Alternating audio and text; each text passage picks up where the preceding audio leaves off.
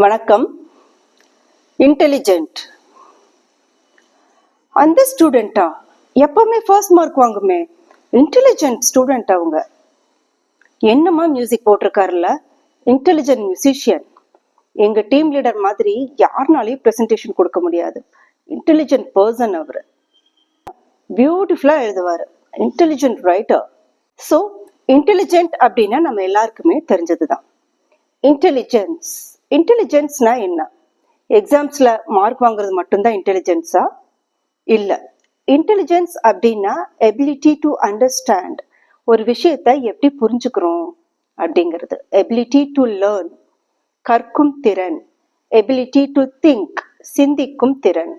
Adaptability, என்வயர்மெண்ட்டுக்கு தகுந்த மாதிரி எப்படி நம்மளை அடாப்ட் பண்ணிக்கிறது. கிரிட்டிக்கலான சுச்சுவேஷன்ஸ் வரும்போது அதை எப்படி ஹேண்டில் பண்றது. இதெல்லாம் தான் இன்டெலிஜென்ஸ்.